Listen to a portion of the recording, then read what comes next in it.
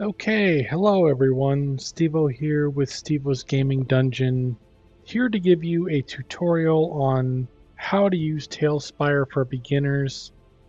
If you just downloaded TaleSpire and you're kind of wondering what to do, this will definitely help you out. So obviously you need to load TaleSpire, and once it's started, one of the first things you're going to do is probably either be invited to a game or create your own game.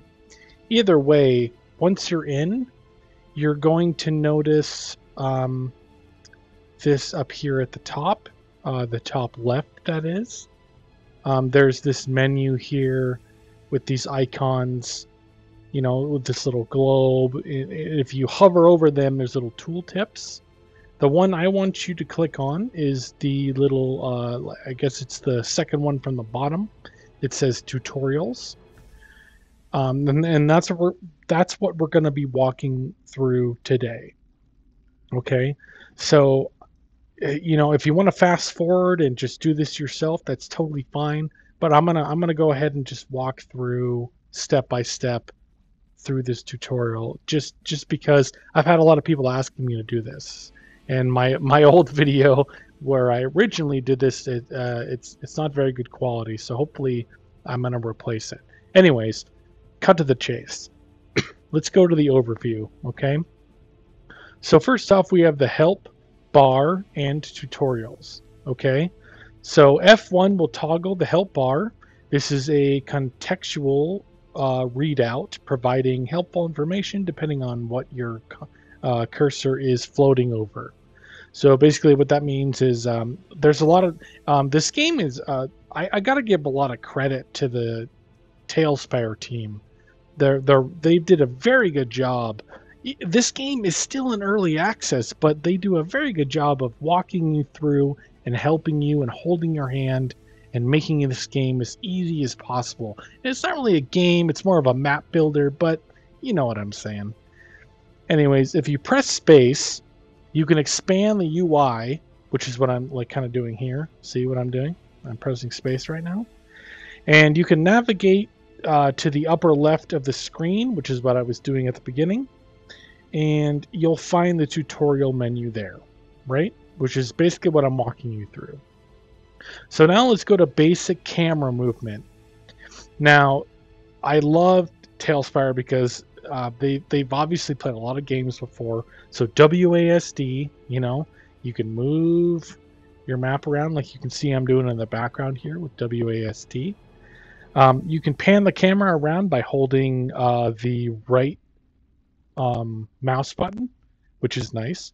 Or you can do WASD like I was doing before. The camera can also be rotated holding the middle mouse button, which is awesome. A lot of games don't do this. Some of them do, and some of them don't. And this is one of those games, apps, I should say. It's not a game; it's an app. And it's one of those apps that allows you to do that, which is very, very nice. However, you can also do Q&E, which is kind of like a faster version. The little tool tip there, little tip from Stevo. The middle mouse button, if you click and hold it down, it allows you to do it slower. But if you want to do it quickly, you could just do the Q&E. Okay, so you can move your camera vertically by moving the white pin on the right. The right bar itself is very important. Pay very close attention to anything I say about that, okay? Or you can also, this is something I never do, but you can also do page up and down. I never do this myself, but it is nice to have if you are, some players are old school and the page up and down actually might be kind of familiar to them. Okay, so next we go to the board center, okay? You can, and I love this. It's probably my favorite option in TaleSpire. See how down here, I'm actually going to close this just for a minute. See down here, I have all my, I call these modules. Everyone calls these modules. But like, here's the beginning of my map. So if you're like, let's say I'm like way out in the middle of nowhere and I get lost, oh no, like I can't find my way back. You just hit F2 and boom, it brings you right back. So what I do when I'm building my maps is I always make the entrance around the F2 spot. That way, whenever you press F2, you always go back to the beginning of your maps. That is clutch. That is very important, and I absolutely love that feature. Good on you, Bouncy Rock, for making that. Okay, so now we go to campaign settings. Campaign settings can be accessed in the left flyout menu. These settings allow you to change the board colors, stat names, and configure world units. So the most important one that I use all the time, by far, is the distance. So by default, I think it starts as like 1, maybe I'm not really sure because I always change it right away. But yeah, see how they're doing it in the video here? As an American, I'm an American, so for you UK viewers, you might want to change it to meters. But it basically, so if I close this and I hit shift, why isn't this working? Oh, I have to be in build mode. Hit shift. Okay. There. See the grid? See that grid? So that's what they mean by tiles. So everything's determined by tiles. So Control Z there so I don't delete my own rock. But like when your fingers move, and we'll get to this in a little bit here, but I'm kind of jumping ahead. But when they move, like they're basically going like one tile at a time. Okay? So what you're basically doing when you change the world units is basically deciding how far each one of these movements is. So if you're playing D&D 5e, it's going to, probably be like feet or meters or whatever unit of measurement you want to use. That's what it's going for, and you can change that in here. Now the stats, personally, I never use them, but you totally could. You could add health, mana, whatever you want to do, whatever game you're playing in TaleSpire, you can use all these stats for all sorts of different stuff. And that's a really cool feature. And they're I have a feeling that they're going to improve on this. Right now, it's really basic, but they, as a free game, like a beta version, like the pre-release, it's actually pretty useful. So you see what I'm saying. You know what I'm talking about. So you can basically change any of these. You click on them.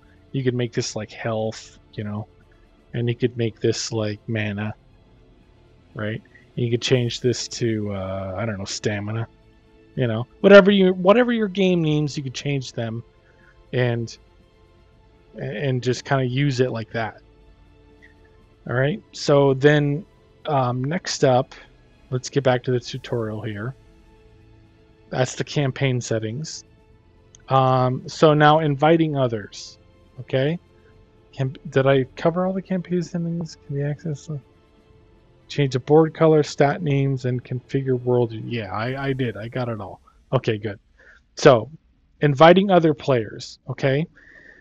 This is more of like a DM thing. If you're just joining a game on TaleSpire, you probably won't have to worry about this. But if you're a DM, this is really important. Okay, so what you do, just like it says here, invite others to your campaign by generating and sharing an invite code. You can also swap a person's role from player to GM. You have full control over that, which is nice. The summon players to this board button will prompt players to switch boards to wherever you're currently located. That's important because oftentimes when I get invited to a game, the DM will give me the map code, but they often forget to actually invite me.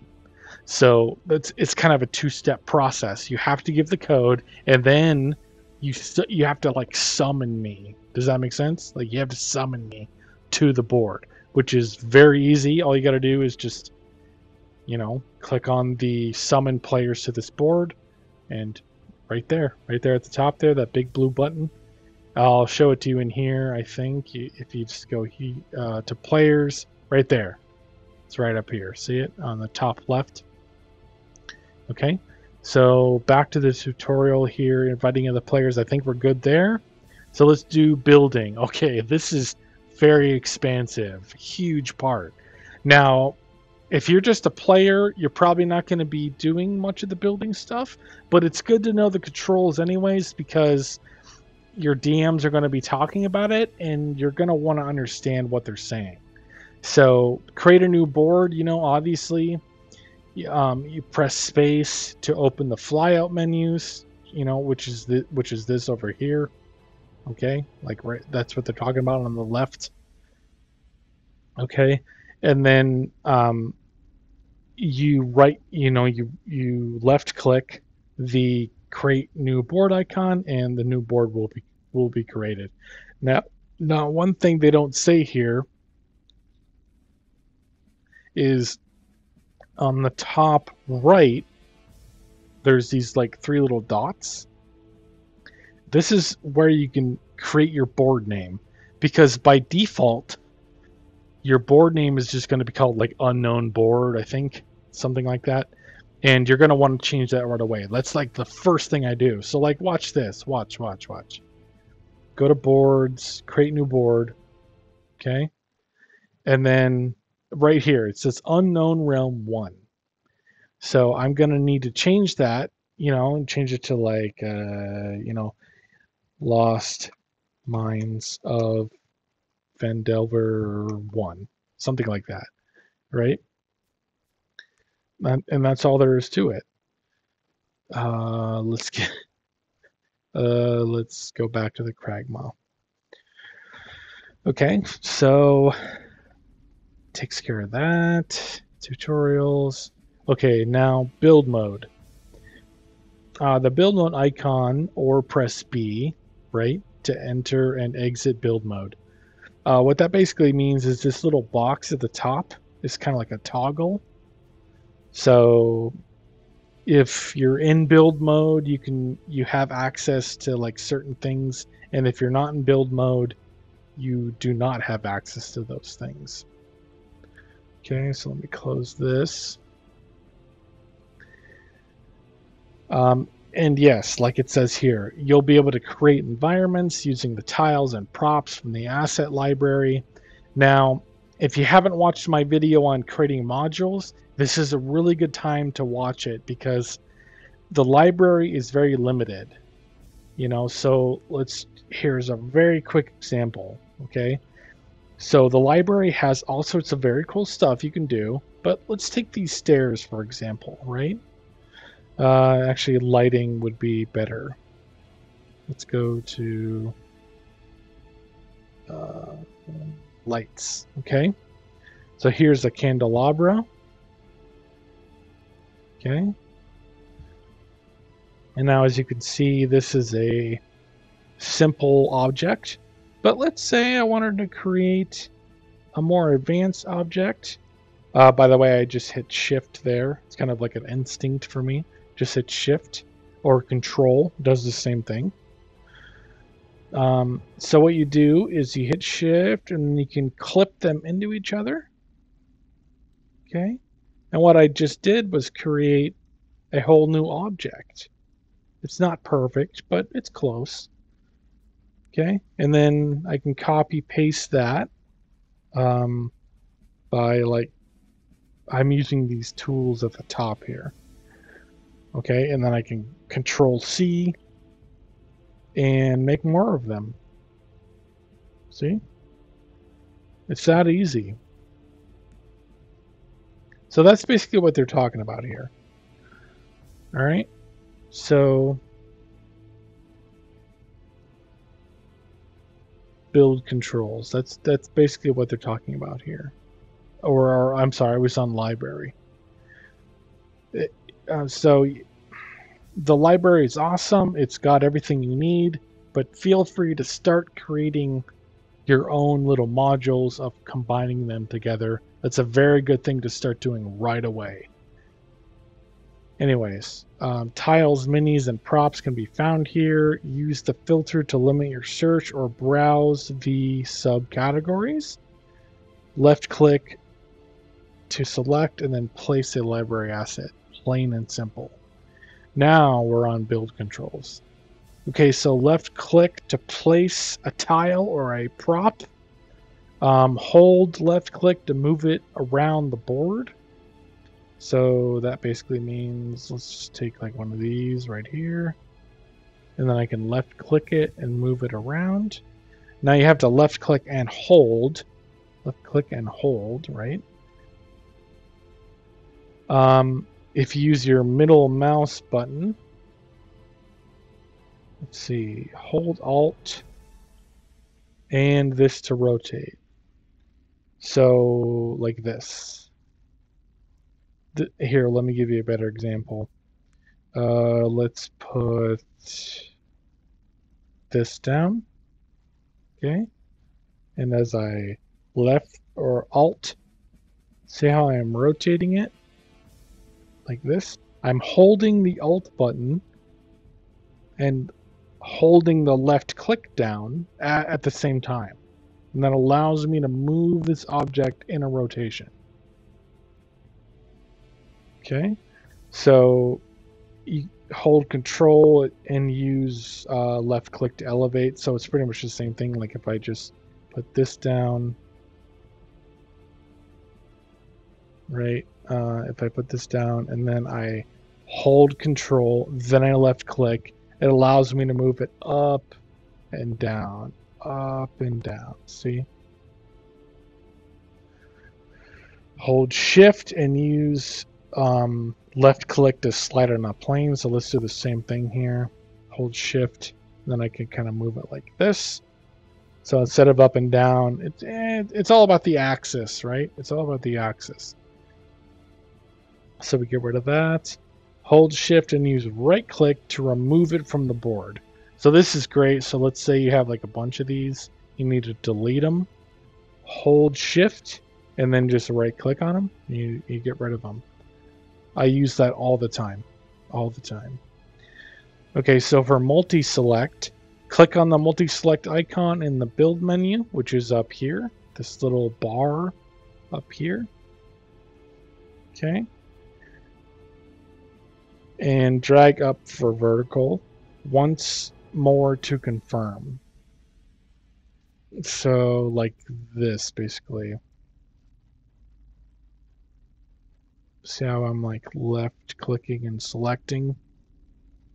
And then if so you left click once and it starts the select. Then you left click again to end it. And then you drag up to create the box. Okay. Once more to confirm. Right click to deselect if you want to cancel. So like if you're in the middle of selecting something and you change your mind, you just right click and it's gone.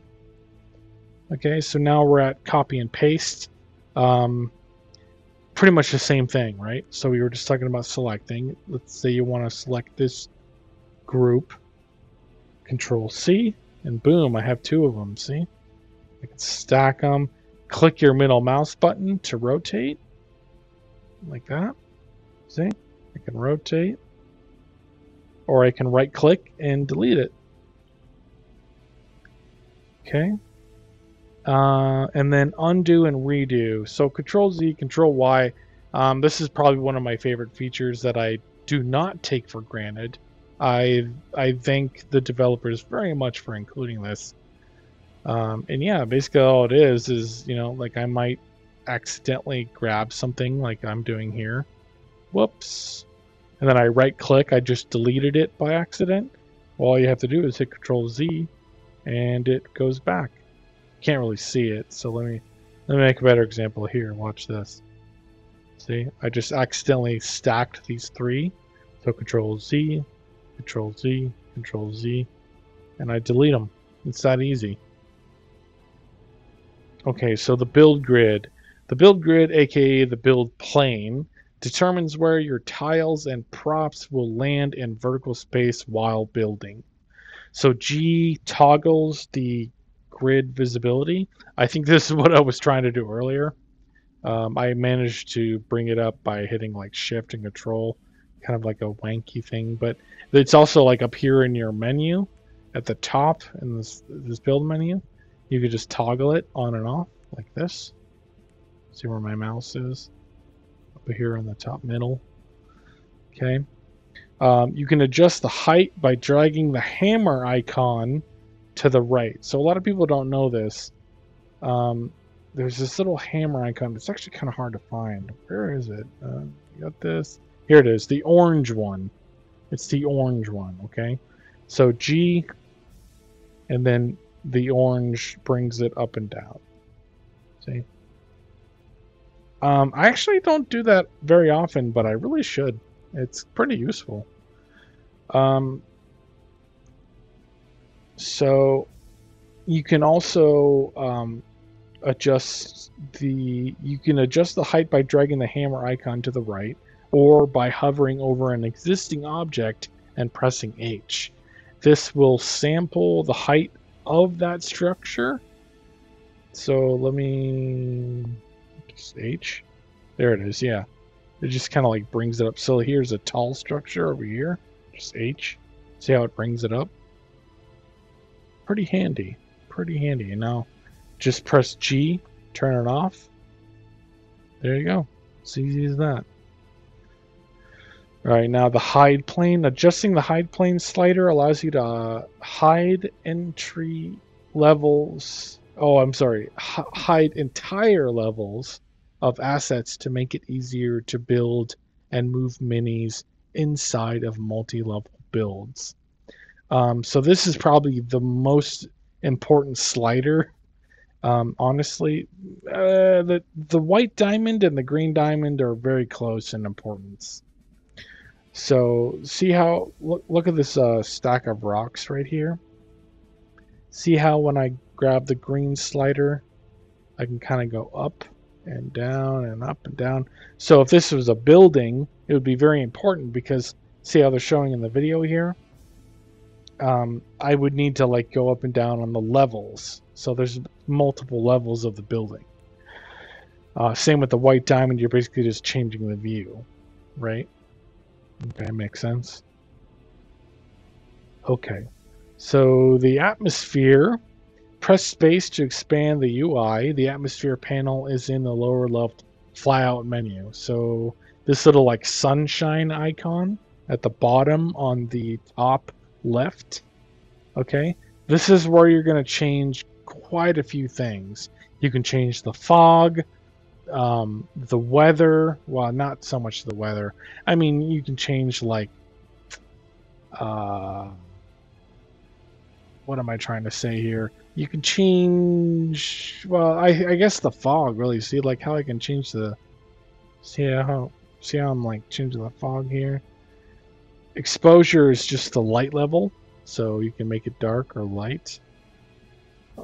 You can also change the song, right? Right now I have Battle Restoring Honor. I have Cavern Wet as like, that's kind of like the ambience, you know, like the ambiance, the dripping wet sounds of a cave, you know. You can change your sound volumes in here. And when you're done, make sure you hit this apply to game board button, because if you don't, your players aren't going to hear it. You'll hear it on your end because you know you're sitting here with these settings, but you have to actually watch. If I do it now, it's actually going to reset. Listen. Yeah, and it just reset. Just started. So plain and simple. Okay, so back to the tutorial here. Water plane. Okay, this is easy. Basically all this is this little slider here. So look at this, you know, this mountain icon right here that I have right here. If I bring the water up, in fact, I go to the atmosphere settings, turn on the sunshine. Okay. Now you can see a little better. Okay. So now see how the water is kind of rising up, rising down, rising up. See? It's just a water slider. Crank it all the way down. There's no water whatsoever. Crank it all the way up. And you have this cool underwater map. See how the sound changes? That's pretty cool. It even like muffles the music and stuff. Pretty awesome. Pretty awesome. Kudos to the developers for making those kind of little details. I'll just bring it down. Sounds like we just crawled out of the water onto the beach there. Okay, and then what do we got left here? Creating slabs. Okay. Slabs are a group of tiles and props reduced to a string of text that can be shared by simply copying and pasting that string onto a board. Start by multi-selecting your group of tiles and props, copying them, and then pasting them into a text editor. So what they're basically saying is, okay, watch this. Let's say I really like, what's a good example? I gotta have at least one. Here's a good one. So see this wall here that I made? It's got like some detail on it. You know, I added like vegetation and different rocks and stuff. Let's say I want to copy paste that, right? So I go to these tool sets at the top. This is probably the most common tool that I use, which is a copy select. Left click again, rise up, left click again, Control C. Now I've doubled it. Now, check this out. I can go to Notebook. Okay. Control V. Yeah, see this huge long line of text? Well, that's technically, you know, like it's basically this. It's a representation of this 3D object. So now, if I go to, let's see, Tales Tavern, which is my favorite website for sharing stuff. If I were to go to upload a slab, there's board and then there's slab. Slabs are limited to a certain size. But here, if I Control V, see, I've got my code in there now. And I could technically share this wall if I wanted to. And it's actually detailed enough where, I don't know, somebody might want it. You know, maybe they are looking for like a cave wall. A good example of this, it would be my trees. I have a group of trees here. So let me just, the site's loading. Sorry, takes a little while here. Come on, baby, you can do it. It's like starting an old car. There you go.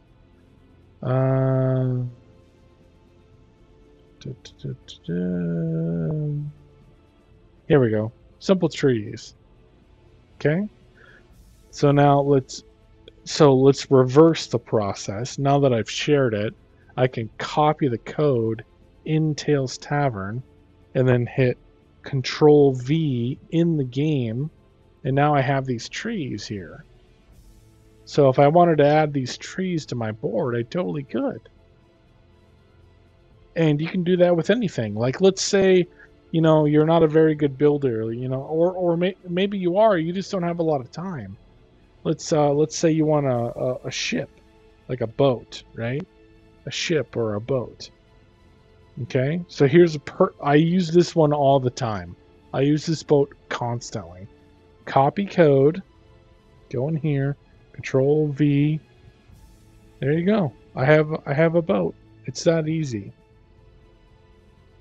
So obviously I don't really need these in this map, so I'm gonna hit Control Z.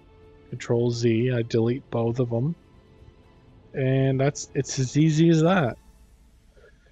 Okay. All right. So I think we're getting close to the end here. Um,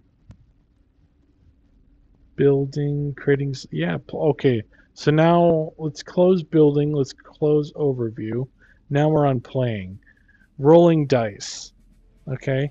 This is very easy. Let me close this first. Okay. Rolling dice. To roll dice, press space to open the dice menu. Left click on the die. I think it's. Oh, I have to go. Okay. Here's a very helpful tip right here. Make sure you're not in build mode. If you're in build mode, you won't see the dice. Okay. So I'm going to close this. Now, see these dice popping up? That's what I'm looking for. Okay.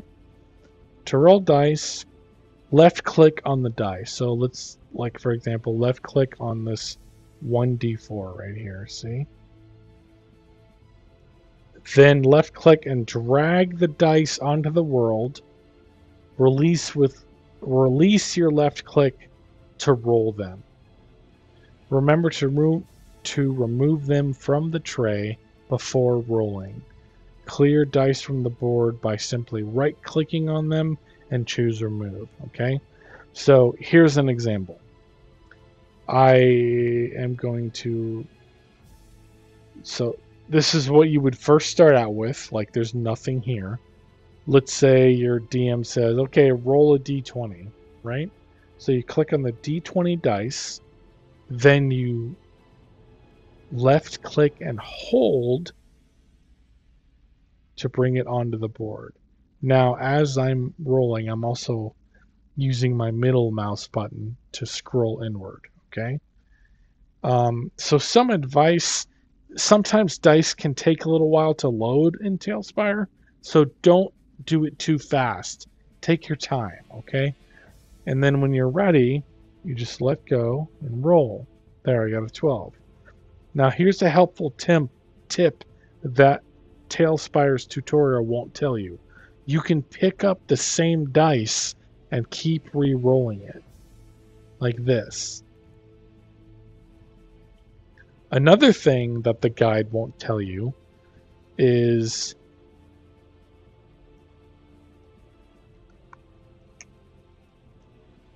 this, Beyond the Spire. This is a Google Chrome extension that allows you to roll your D&D Beyond moves in TaleSpire. So let's bring up one of my characters here. Okay, like Boreas. He's the one I use the most. All right, so now I'm going to click on this and see how it makes it appear in the game. So now it's the same thing. I just left click, hold, roll, boop. There you go. 7 plus 9 equals 16. This is a super awesome, easy, very easy to install. The Beyond the Spire Chrome extension requires no software, nothing like that. It's just a very easy, quick Chrome extension. Okay. Let's see. Creature controls. Free movement. Hold. Okay, so now they're talking about figurines. So let's put a figurine down here.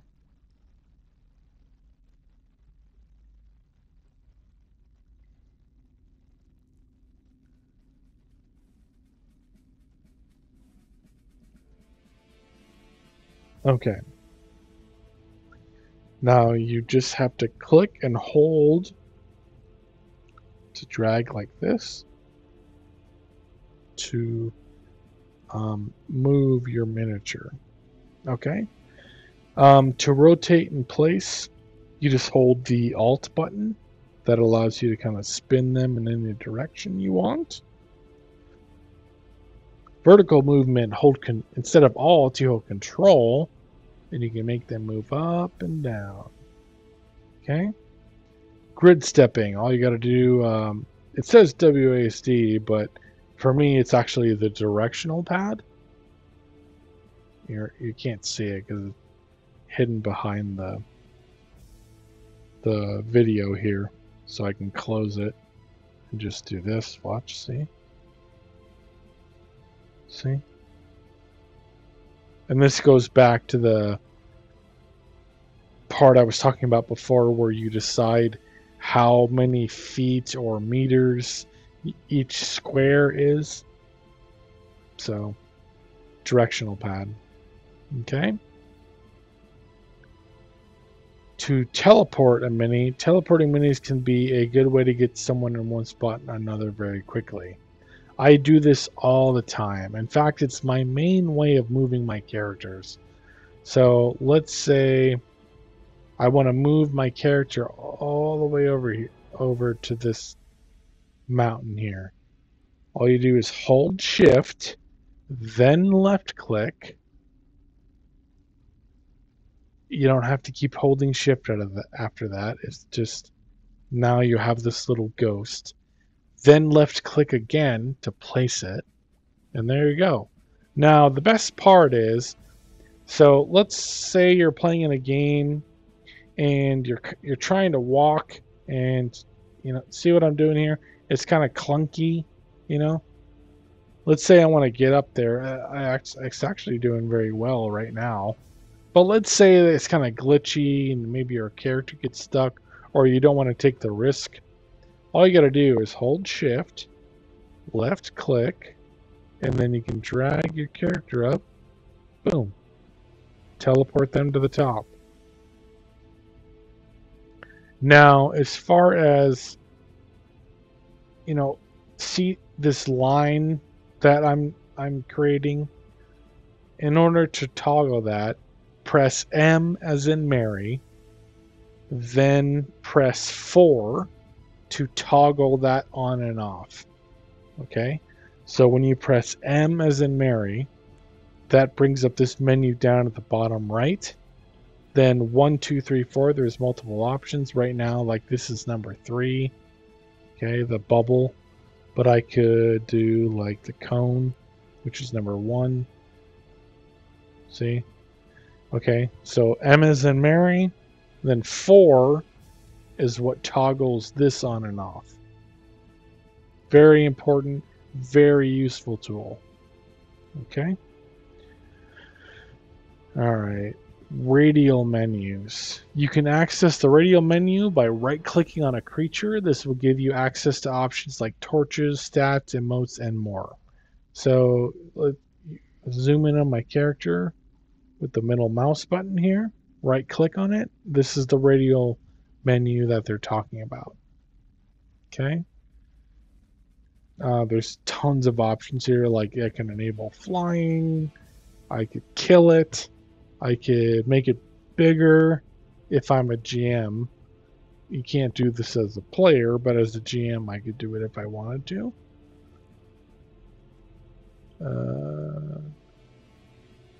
Yeah. Okay. Attacking. You can attack other minis. I'm sorry. You can attack other minis with fun animations. I never do this myself, but it's an option. You can, I think it's, what do they say?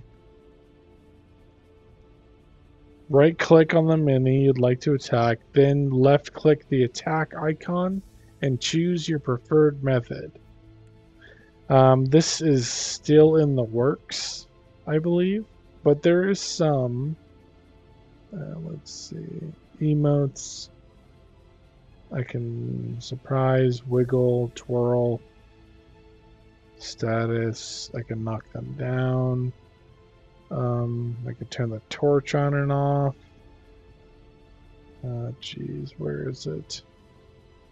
I never use the attack option. Morph. We don't want that.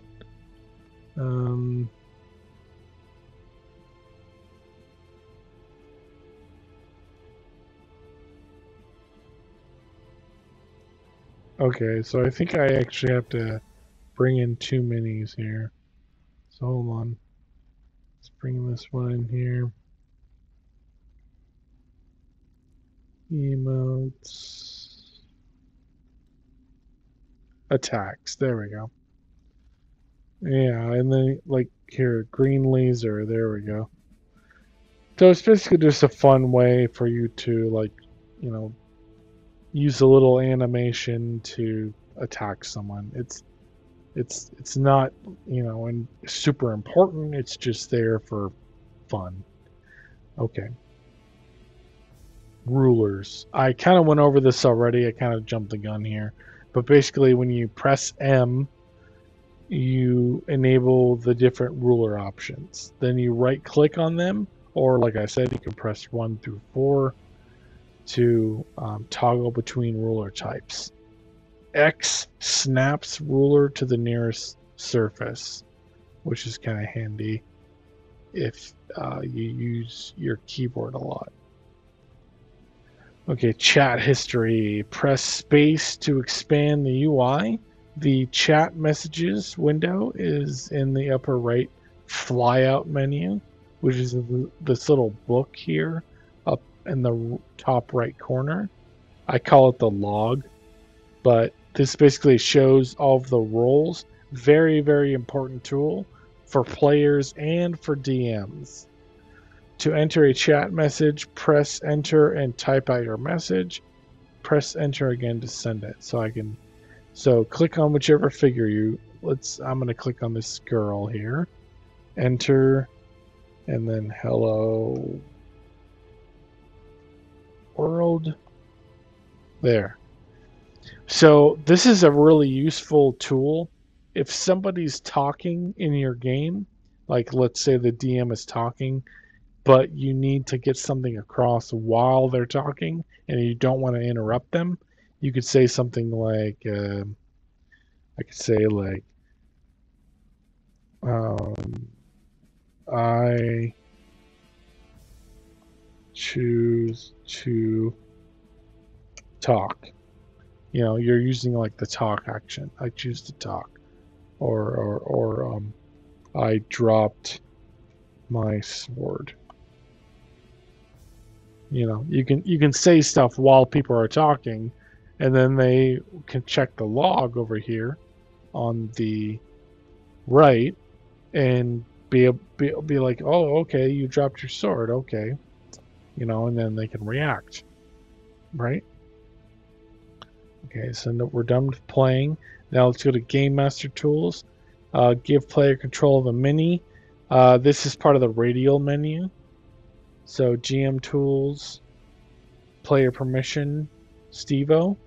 If you were in my game, let's say your name was George, there would be another circle here that would say George, and I would give you permission to control the character.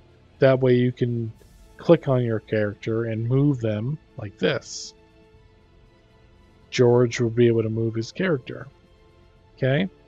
Enable flying, it's the same thing. It's a radial menu option. You right click, enable flying right here, the little icon with the wings. Very useful. Hide reveal, same thing. It's a radial option. Hide reveal. If you press tab, hide reveal, you can see them while they're invisible. I'm sure they're going to make me talk about that later, but anyways, turn-based mode. So this little hourglass in the top center of the screen, there's this little hourglass, and that's turn-based mode.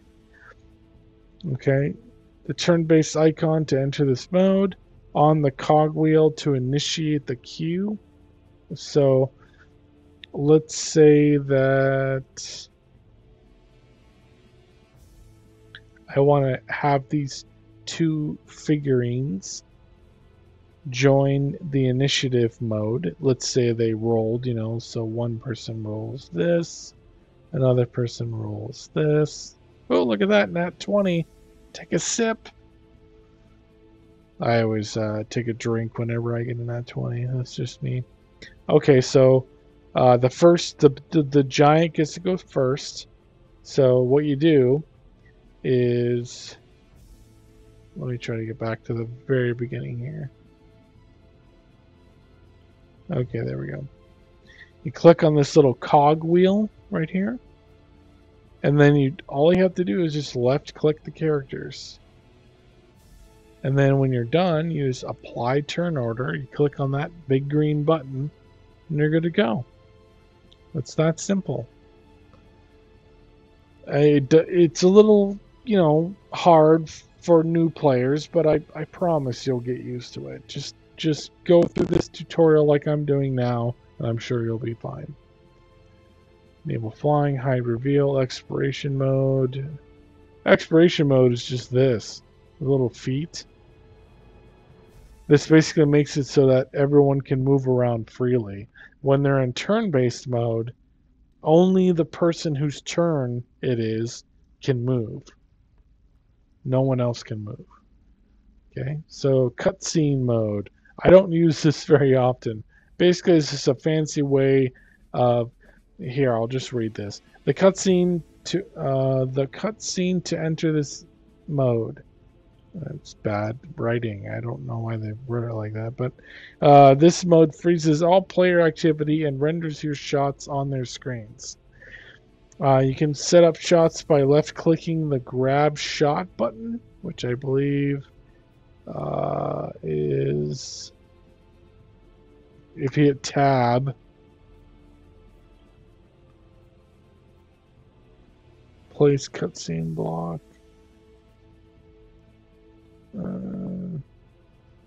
Not sure what they're saying here. Forward, okay.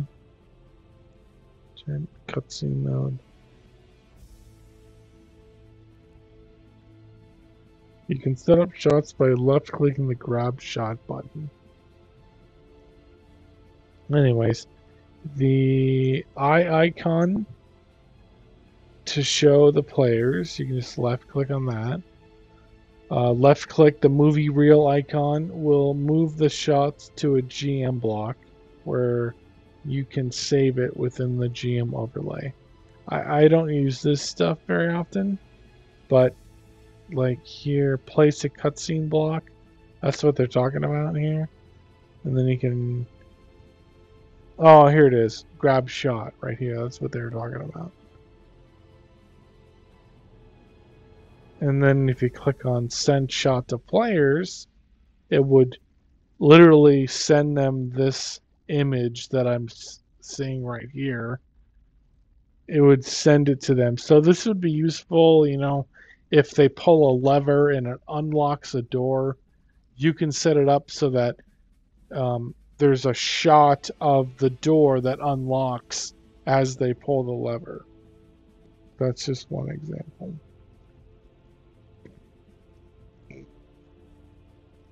Alright, so that takes care of the Game Master tools. The Game Master overlay, yeah, I mentioned this earlier.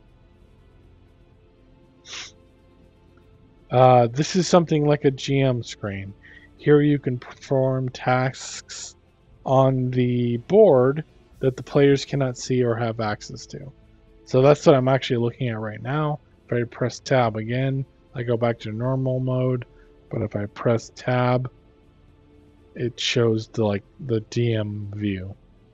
So marker blocks are I actually do use these. So this little menu at the bottom here, marker block is just one of these. Boom, you just place it. So for example, let's go to my board here, F2, to get to the entrance. And I could just place a marker here to show the entrance. Now, if you right-click on a marker block, and for example, if you click Fetch All Players, it would show them this area, and they would be, literally brought here. Okay? And then if you convert it to a bookmark, you can name it. So I can say entrance, right?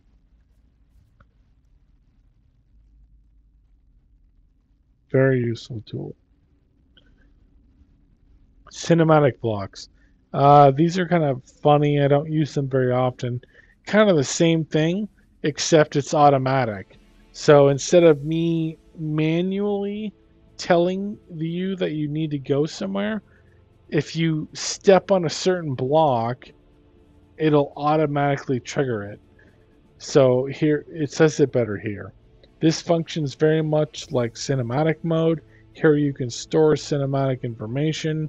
Helpful if certain rooms or areas of the board need their own special attention. So basically, it's the same thing I was saying.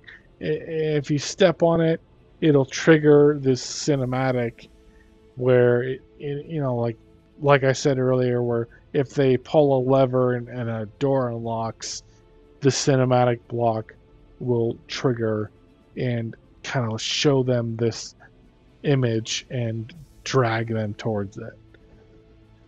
Okay, so hide volumes are also very important. Basically, what they do, it's a lot like it sounds. So right here in this menu here at the bottom, well, not the bottom, but the middle, you can, if you click on Edit Hide Volumes, then you click on Create Hide Volumes, you can essentially hide sections of the map. See how it looks? I'm like hiding this whole block here. Very useful if you want to, like, if you make a maze, for example, and you don't want the players to see everywhere they're going to go, hide volumes are very important. Or if you just make a regular dungeon and you don't want each room to be seen until the players explore, hide volumes are very important. Just right click on it if you want to delete it. You can toggle the visibility on and off, or you can use the filters, to create like lighting or creatures or tiles and props. Yeah, so I'm just going to delete it for now, but okay. Hide volumes are pretty useful, but I normally find myself not using them very often these days, but in the early days I used them quite a bit. Okay. Other. Photo mode. Okay, yeah, photo mode, last but not least. If you press F6, it allows you to take pictures of your map. And what do I mean? Well, like, let's say I want to take a picture of my map like this, with nothing in the way, like no menus or anything like that. I click on this little middle button and it removes it, and I can press my print screen button. Whatever your keyboard has it set as, it varies, but you're basically just able to take a picture of your map. It's as easy as that. So that pretty much takes us through the TaleSpire tutorial. The next thing I want to show you is this. Let's see, where is it? Okay. Hero Forge to TaleSpire. What I mean is, TaleSpire allows you to upload your own figurines. Okay? So let's take this for example. I go to user. So here, this is a figure that I made. Okay, this guy right here. This dude right here. I made him on heroforge.com, which is this here. Okay, so I will put this in the description so that you have a link to it, but it's a step-by-step guide on how to upload your mini into TaleSpire, which is very useful, very fun, a lot of creativity freedom here, and I highly recommend checking it out. I'm not going to go through step by step, but I am going to share the link for you if you want to check that out. I highly recommend it. It's one of the best parts of TaleSpire. But otherwise, I think I've covered everything here. If you have any questions and comments, just go ahead and leave them down below in the comment section. Otherwise, I will catch you all in the next one. Thanks for watching.